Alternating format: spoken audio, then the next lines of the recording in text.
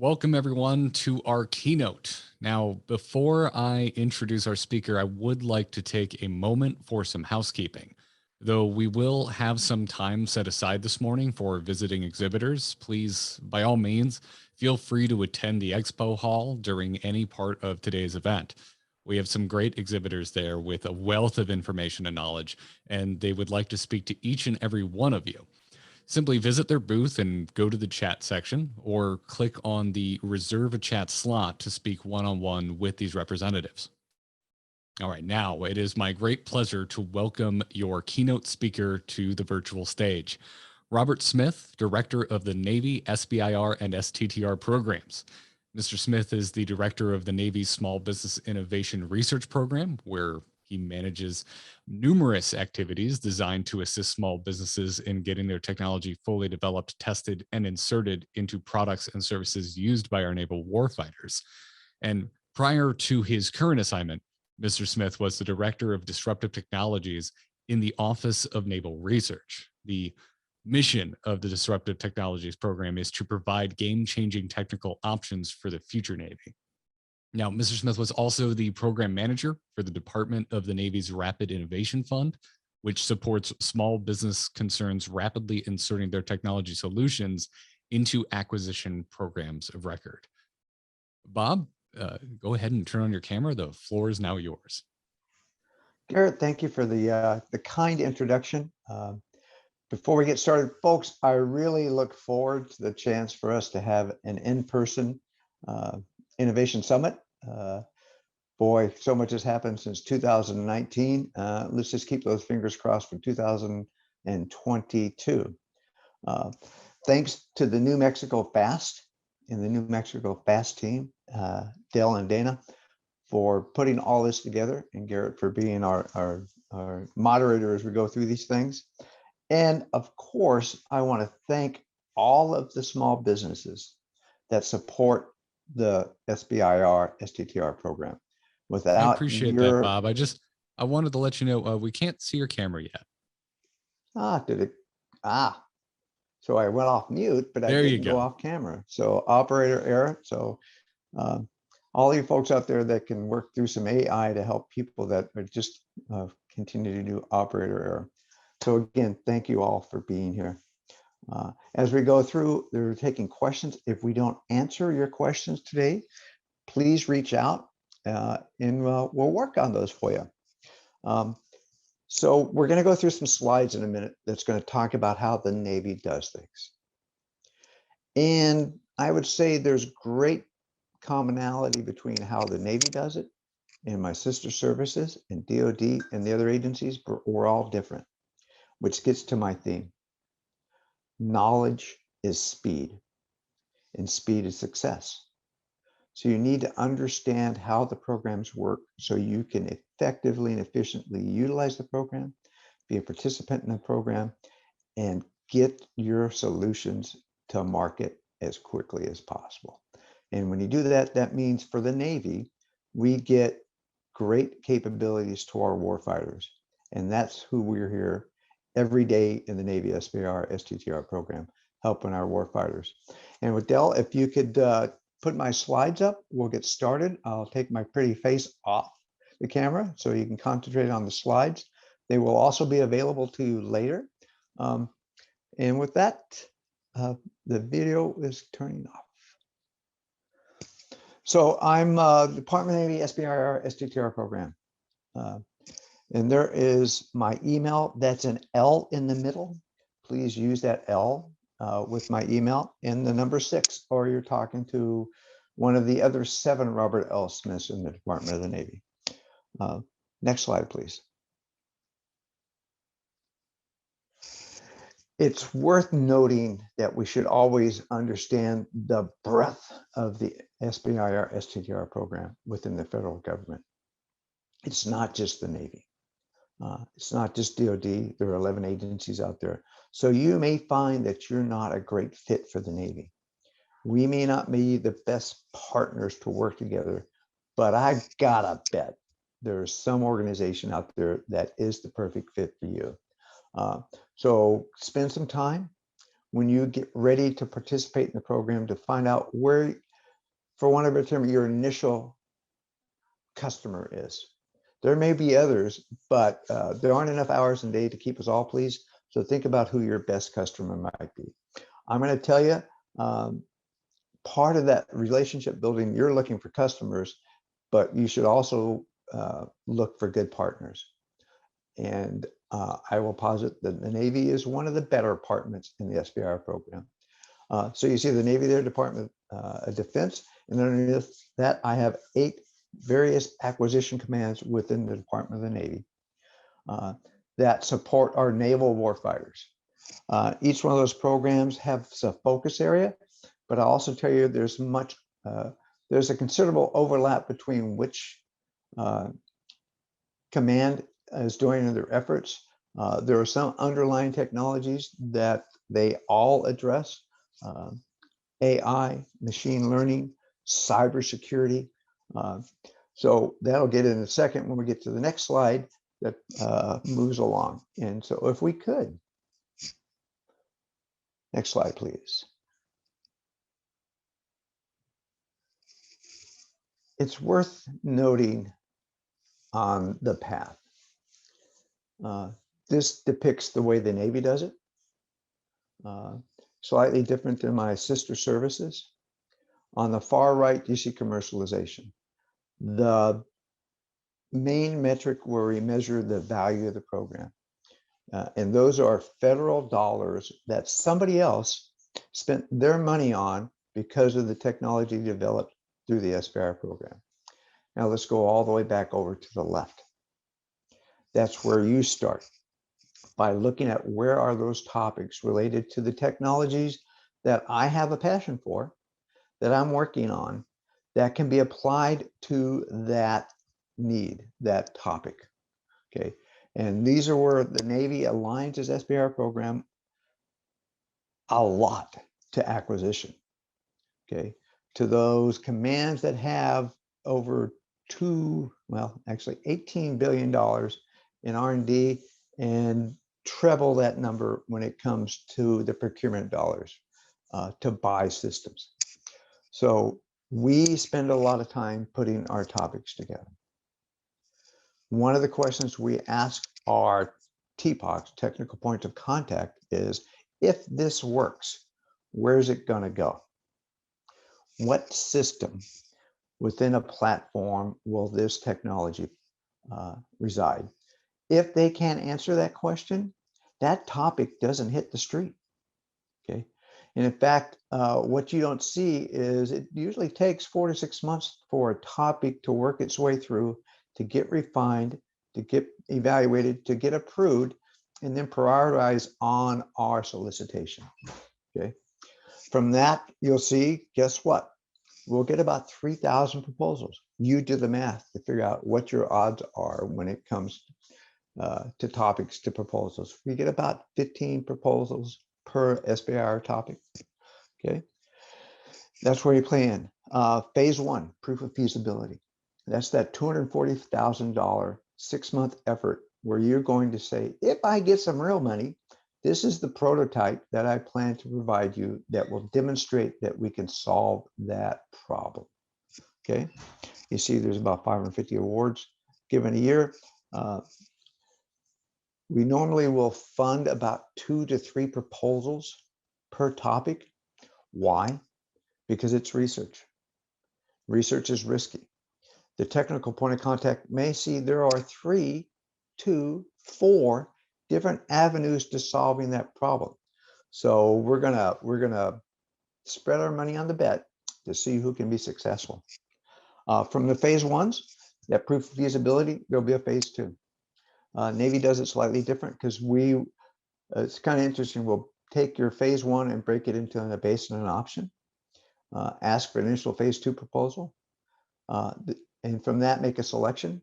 And while you're finishing your phase 1 with your option, we're already starting the contracting process, ready to move forward with your phase 2. Phase 2, $1.7 million, okay, to provide that prototype to demonstrate things are working. We'll get into other possible phase 2s, but of course, always the objective is commercialization. Okay, And it's key, we're always linking towards our naval warfighter. I love it when I hear about a company having commercial success out there. But if I'm going to spend, I being big Navy, if I'm going to spend a nickel of our taxpayers' dollars, it better benefit the warfighter first. Okay. If you think about this path, much like if you were one of the first Americans going across the country, getting ready to get on that wagon train to go from the east to west coast, do you think it might make sense to take a guide along with you? Maybe some folks that know the terrain, know places to avoid, ways to make the path, the journey easier. That's kind of why we're here, because there are lots of folks that want to help you succeed. Okay. So avail yourself of those organizations ready to assist you. And you don't need to spend a lot of money. There are organizations that will gladly take your money, help you write your proposal, show you how to work the system. But I've got to tell you, why don't you first check to see what free resources are available to you locally? I'll also tell you, once you get selected as a phase 1 in the Navy, there's a Navy team dedicated to helping you succeed. Okay. Next slide, please.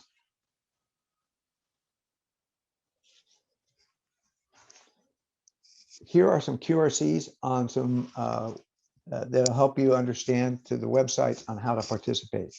So it's really easy to say, you got to determine your eligibility, research the topics that align to the technologies that you work on, understand the instructions. I can't say that enough. RTBI, read the bloomin' instructions. And they are different depending on the agency. They're different depending on the service, how we evaluate things and how things are worked, what's required when. So please read the instructions. Please read the instructions. Okay.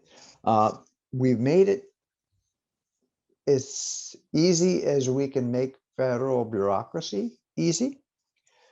The Navy has put templates together. So you can go there today and start looking at what would be required in a proposal for you. So you can start thinking through, how would I structure what I'm going to tell the Navy? How am I going to make my proposal the one that stands out, the 1 in 15 that go with that topic? How do I rise to the top? Next slide. Okay, it's a fairly simple chart which has an incredible amount of information here. On the left, you'll see the sort of standard drumbeat for solicitations in the Department of Defense. Department of Defense has 3 broad agency announcements each year. The .1, 22.1, it connotes the SBIR, BAA. The A connotes the STTR, broad agency announcements. You see three time periods for each solicitation: pre-release, open, and close. Pre-release period, as we speak right now, we are in the midst of the 22.1/A solicitations. Okay. During pre-release until open, you have the ability to talk to the technical point of contact for each topic. So you can confirm what you think you read is what they thought they wrote. Or another way to ask that, do you think it's of value to talk to your customer? During pre-release, that conversation is only between you and that technical point of contact. If you don't reach out to the TPOC and you later come back to me and say, I was not selected, and I find out you didn't talk to the TPOC, my sympathy meter for you goes to -10. Okay, please use the time to talk to that TPOC to understand where they're trying to go with this research effort, what their ultimate objective is. Okay, pre-release goes until 12 January 2022. During the open period, from open to close, you can still ask questions, but your question and the answer will be posted on the website. So the open period is not a really good time to ask questions related to your intellectual property, for instance. For most cases, at that point, the questions are going to be technical. Did I read the instructions correctly? And the close is when we start the evaluation and make the selections. As you see, the dates are subject to change. The dates for the DoD solicitations are different than my sister service solicitations. We have other folks that will help you understand which ones are out there, and which ones you might want to pursue. Next slide.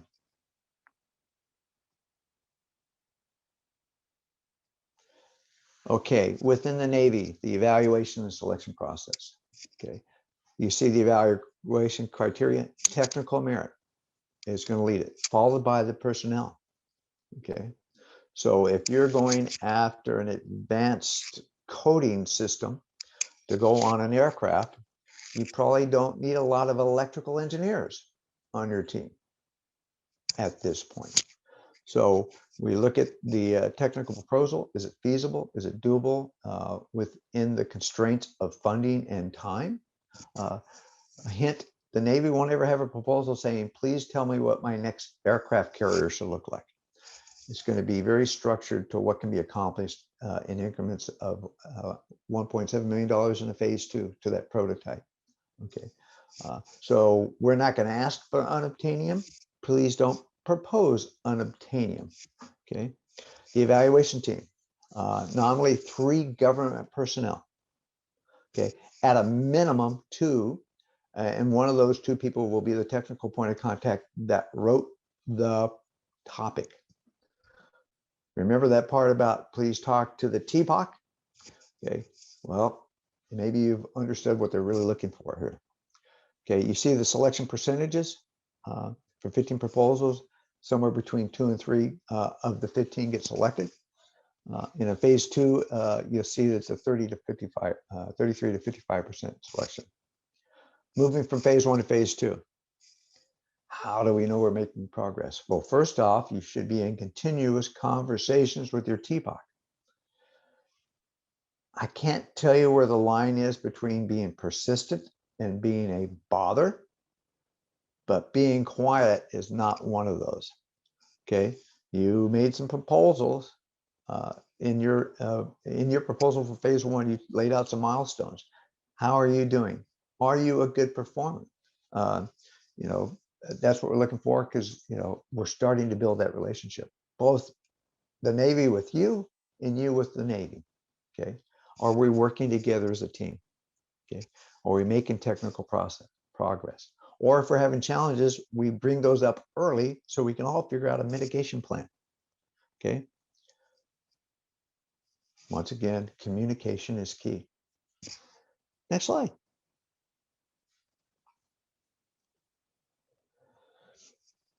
The Navy breaks our phase 2 process into 2 parts to make it easier and faster for both of us. One is the initial phase 2 proposal. It's submitted at the end of the phase 1. Okay. Those due dates and the requirements are in your contract. And once again, we have templates for you at our website. Okay. Step 2 is if we like the initial phase 2 proposal, we'll have a full phase 2 proposal and puts it together. Each syscom is slightly different. Once again, reading the instructions, talking to people, make sure I understand what I'm doing. Okay. Hint when it comes to phase 1 proposals or even phase 2 proposals.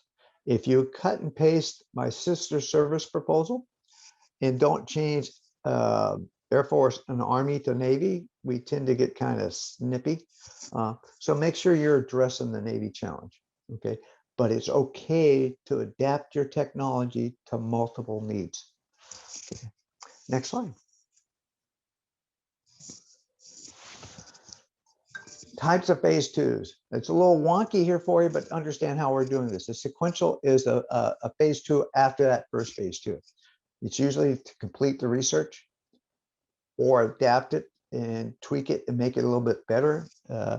We always talk about that valley of death between doing your research up till about the TRL6 into where acquisition is comfortable with the risk to incorporate it into that system or that platform. Okay, sometimes we need another phase 2 to get there. Okay, but we've been making good progress. We've been working through the challenges, and we're just going to finish it off. A subsequent phase 2, what is that? If you've got a phase 1 and phase 2 from anybody, you can get a phase 2 from anybody. Okay, in scope of the original topic, and there's no timetable. So we like to call those reach backs or follow on. We can look into the stable of previous phase 1 and phase 2 awardees and go, I like that approach. I've talked to the company. Can I get a phase 2? And there they go. Next slide. Phase 3. I would like to call it the holy grail of measurements for SBIR. And in many ways it is, because it's one of the few metrics we can measure. Takes some effort, but we get there. We definitely love value to the warfighter, but it's tough to determine that capability increase on a algorithm that goes into a decision support system that's in the Combat Operations Center aboard the carrier. Please tell me how we just can't measure that. But I can measure, and by inference, if it's good enough for someone else to spend their money on it, it must have been a pretty good SBIR work. And that's a phase 3. Derives, extends, or completes the phase 1 and phase 2 work. Great authorities come from phase 3 in an SBIR program. Okay, it's the ultimate goal. And we'll talk about it, how it can be sole source contracts for you. The thing about phase 3s is there's no SBIR, STTR, TTR money involved. It's other people's money. It's non-SBIR, STTR dollars. We have a phase 3 guidebook that lays out the authorities and why a contracts officer can give you a sole source contract right now without the need for further competition, because that's how Congress wrote the authorities for the program. Next slide. Okay, some Navy differentiators. Okay. In fact, I learned how to speak.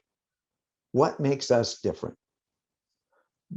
Probably the number one strongest is our tie to acquisition, modernization, or sustainment. So we do a lot of work for that next platform, aircraft, ship, vehicle, weapon systems the Marines use. Okay, because they're the folks that have money to buy things if it works, and they're always working on buying things that are better for our warfighters. Okay. We also have SBIR supporting the current fleet, because if I put a platform out to sea today and it's going to be there for 30 days, I might just need to upgrade things every once in a while. Anybody out there still using mom and dad's TV or the rotary phones? I don't think so. Okay. And we have our transition targets. And you see technology areas, our objectives, and our phase through. We also love it when we can have a dual use success out of your technology, because in many ways, our unit costs will go down and it's cheaper to buy, and the taxpayers really like that. But always remember, our first customer, our first objective, our first destination is a naval warfighter. Okay. Next slide.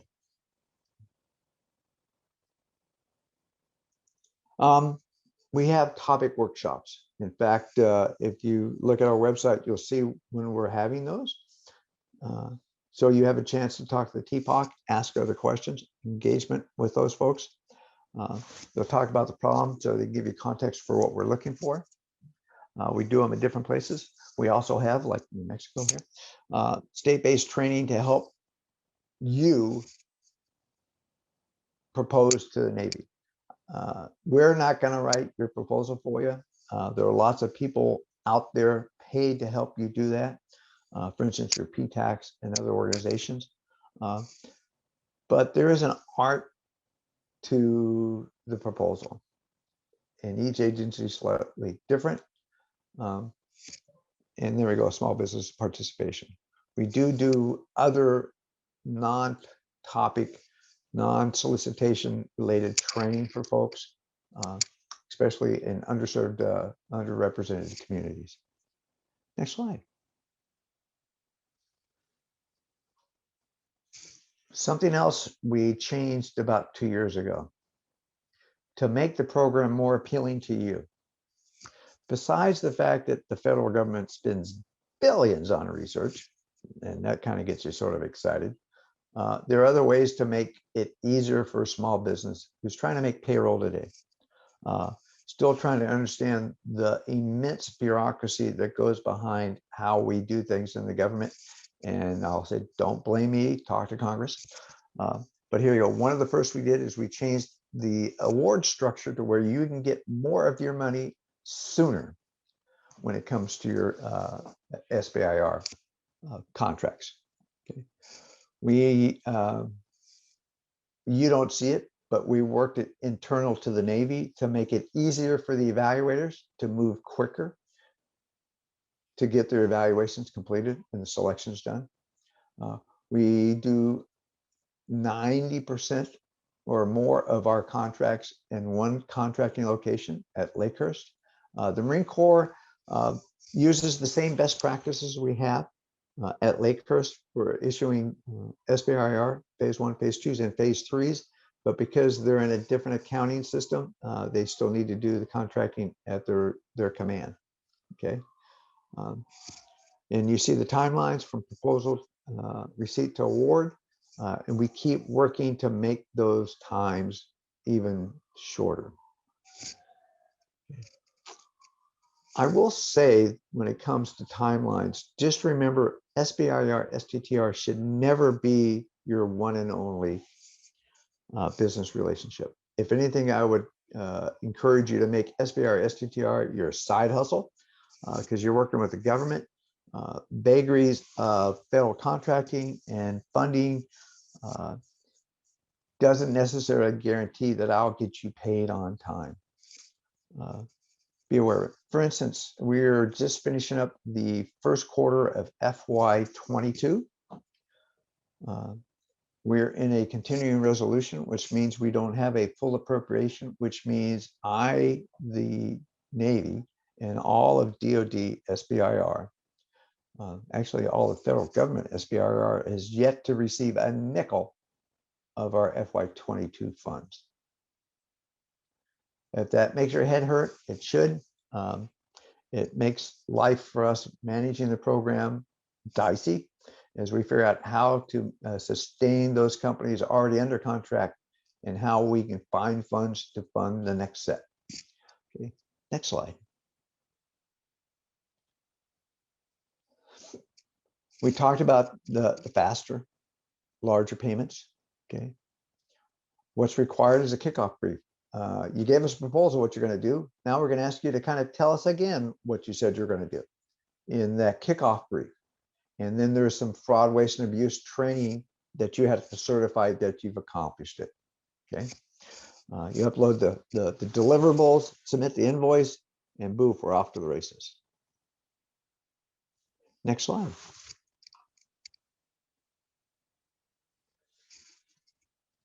Navy has a simple proposition.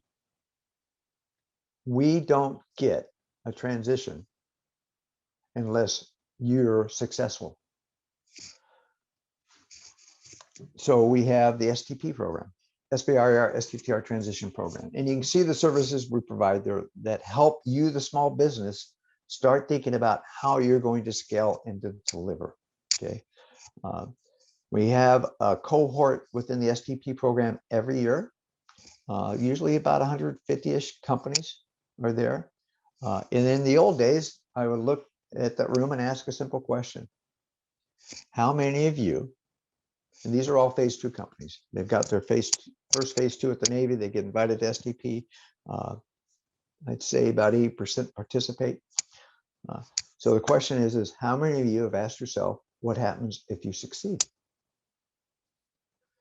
It's disheartening to hear that and to see that half of those companies haven't started planning for success. Because at the end of that 12, 24-month phase 2, the Navy's going to make a decision. And you hope they say, we love your technology. We want to buy your technology. In fact, here's an order for your technology. And what the Navy doesn't want to hear is, I can't deliver. Because now I have a technology I can't get to, and we've ruined that relationship. So you need to be thinking about, how do you deliver at scale? Do you need to start building a factory at the beginning of your phase 2? Do you need to team with someone else that has the factory? Or you just need to go to the print shop and make stickers to hand to your subcontractor that's going to produce with a license? You work through these things. So the 2 people in a garage can grow to be a 20-person company, a 200-person company. And when you're ready, more than 500 people in your company, because at that point, you're no longer allowed to participate in the SBIR program.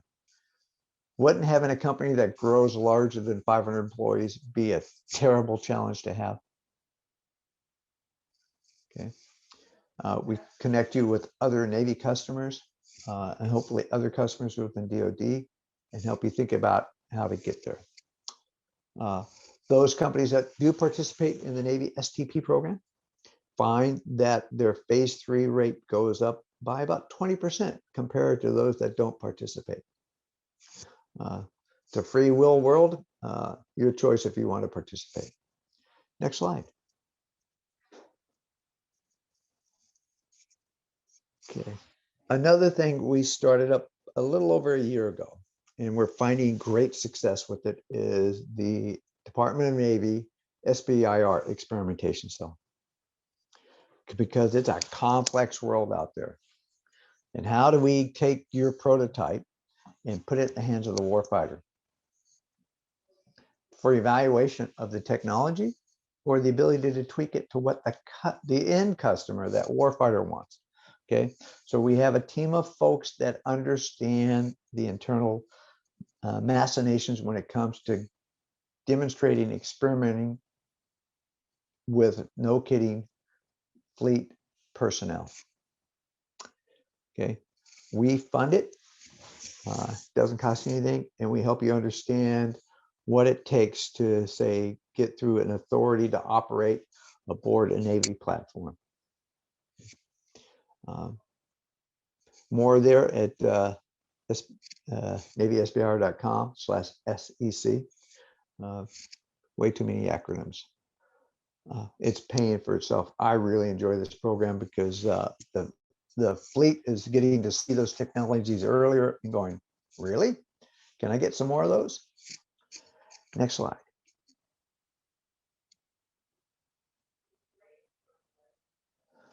Resources, the QRC codes. The first in the upper left there is navysbir.com.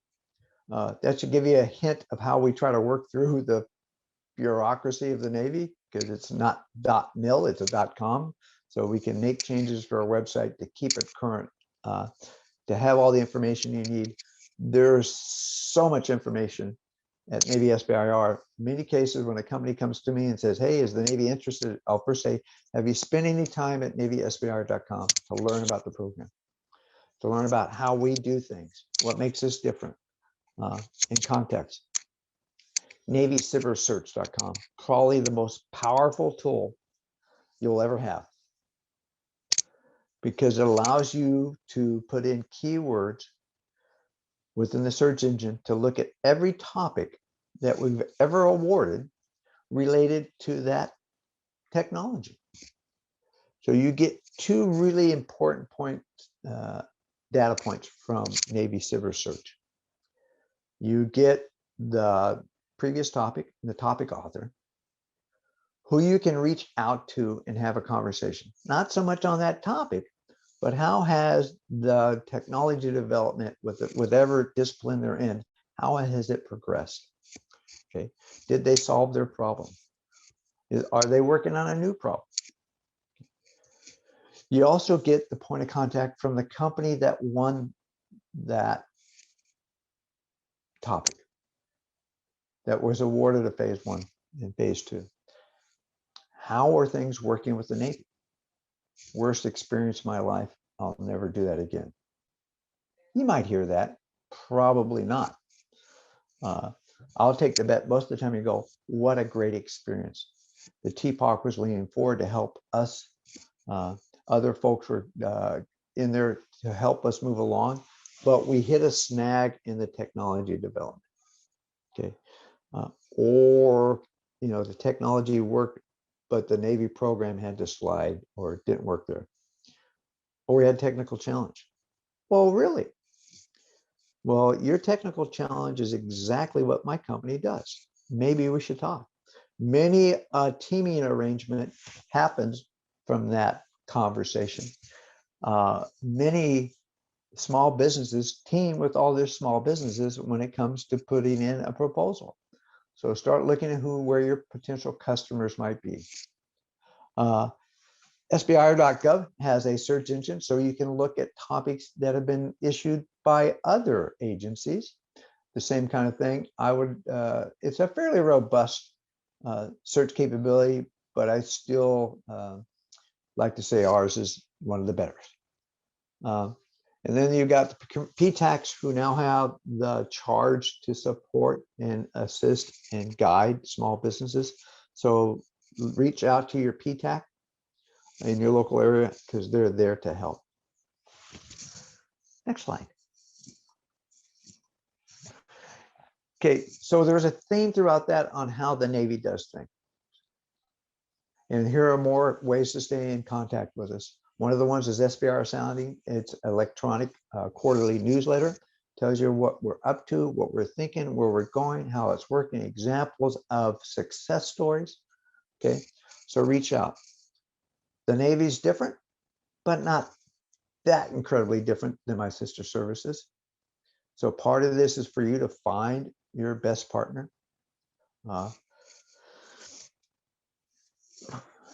We work with American small businesses because you're small, agile, nimble, innovative, okay? Creating solutions that don't exist today. That's pretty exciting stuff, okay? And we hope you do want to work with us. With that, I think I'll open it up to see if there are any questions.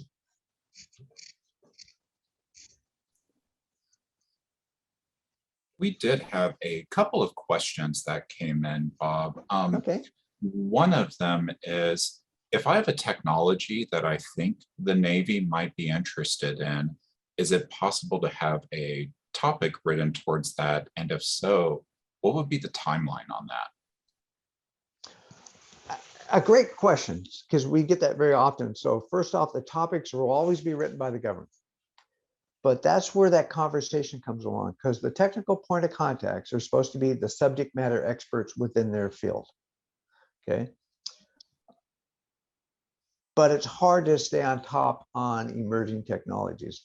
So you can have a conversation and you might help seed the thought that there should be a future topic in this area. So you can have that conversation and it might end up being a topic. I will tell you the topic will never be written such that there's only one solution provider. It'll be more likely, great idea. We're moving down that technology lane. For instance, artificial intelligence is new. Cyber is always evolving, machine learning. So it might influence that next topic. So you can always have that conversation. Timeline for that, like I said, normally most topics take about 6 months from, let's say, inception to where they make it into solicitation. Okay. So if you wanted to influence the next topic period, which would be what, April of 22, you should be talking to those subject matter experts today for them to figure out, would they write a topic? does it relate to solving a technical challenge within their programs of record? Coming to the Navy and saying, you need this new technology, it's not probably the best conversation to have, but have you considered using this technology to solve the problem that I see has been recurring and perennial in the Navy since the dawn of time? For instance, guess what? The Navy hasn't solved the corrosion challenges beset, been working in the oceans, well, since the Navy was created, but we keep getting better at it, okay? So have the conversation, yes. Okay, great. And looks like we have a few more minutes for a couple more questions here. So one of them that is very interesting and kind of very near and dear to my heart, because I've had this conversation with Navy people before, is will the Navy try an AFWERX-like approach to SBIR in the future to streamline awards, like pitch days, open innovation topics, things like that? I know I believe two releases ago, the Navy did have some open innovation calls. Can we expect to see more of those in the future? Yes, no, and maybe. After all, I am from Washington, D.C., and that is our standard answer. So yes, we approach things differently. Like I said, ours is definitely aligned with acquisition, but we also run portfolio management within the Navy SBIR program. So we do have broad topics.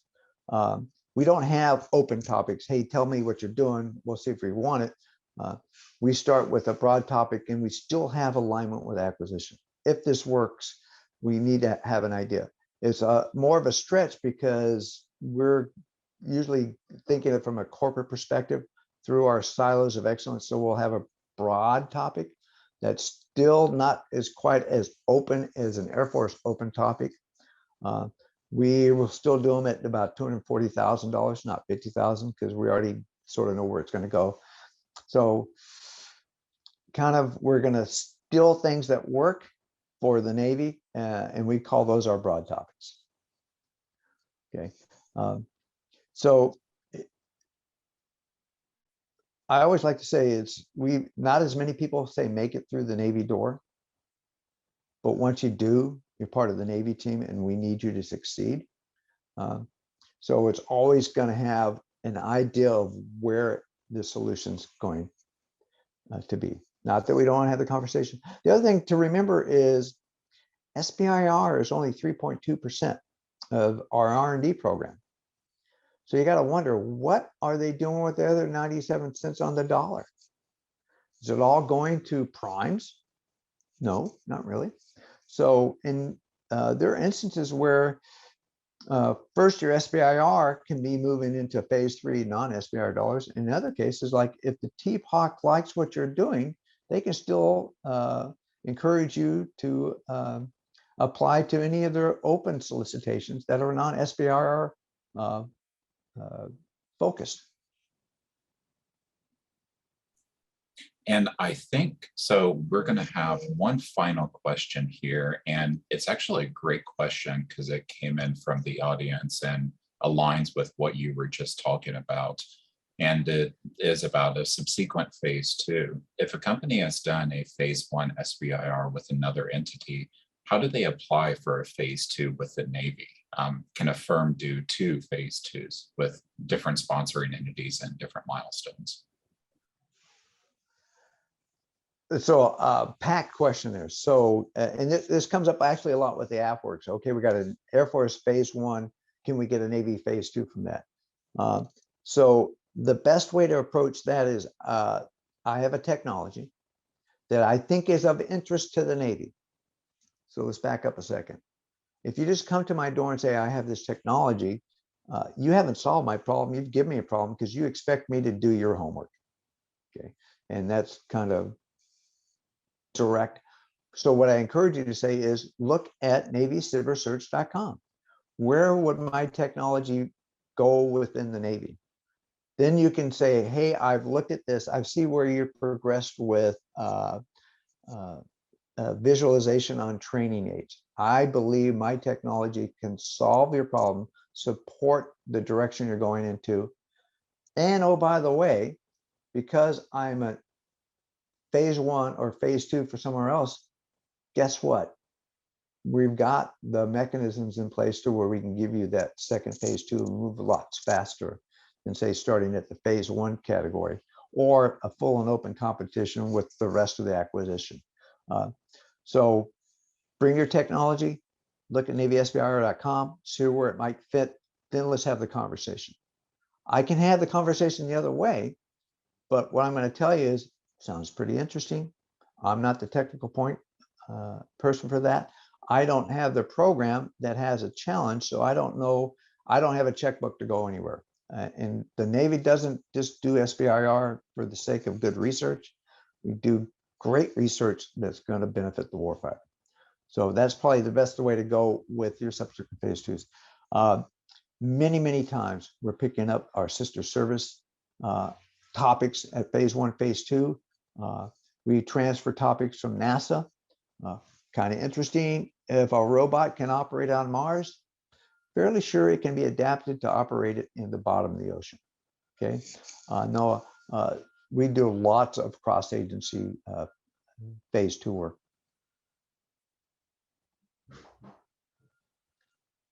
All right, that is an awesome answer to end our session. Thank you very much, Bob, for the great keynote address. And everyone, now we will be transitioning over to our first panel, Tales from the Front Line, SBIR, STTR awardees. Thank you again, Bob.